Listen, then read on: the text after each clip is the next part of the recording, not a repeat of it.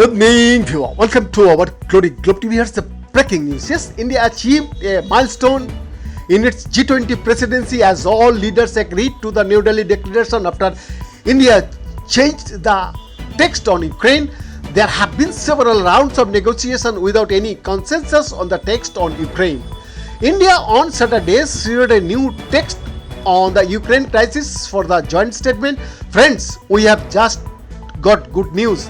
With the hard work of our teams and with the cooperation of you all, there is consensus on the New Delhi G20 summit leaders declaration, Modi said in a brief televised statement during the second session of the summit, speaking in Hindi. Concerning the war in Ukraine, while recalling the discussion in Bali, we reiterated our national positions and resolutions adopted at the UN Security Council and the UN General Assembly and underscored that all states must act in a manner consistent with the purpose and principles of the UN Charter in its entirety.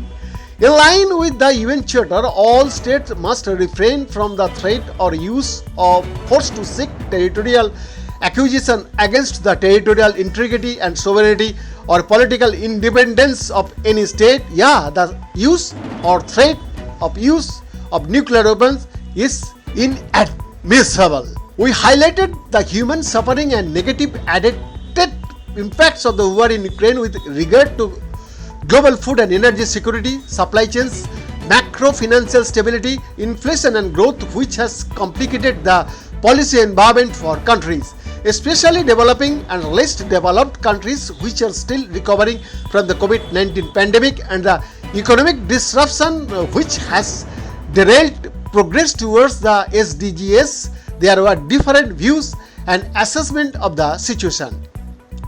We call on all states to uphold the principles of international law, including territorial integrity and sovereignty, international humanitarian law, and the multilateral system that safeguards peace and stability.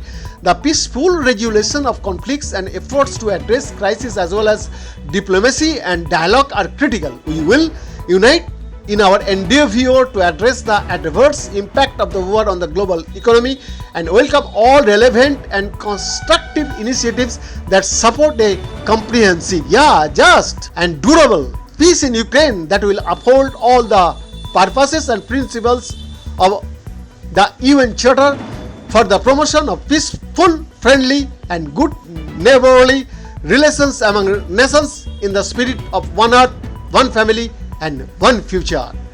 Behind the report, Globe TV, Delhi, Bharat.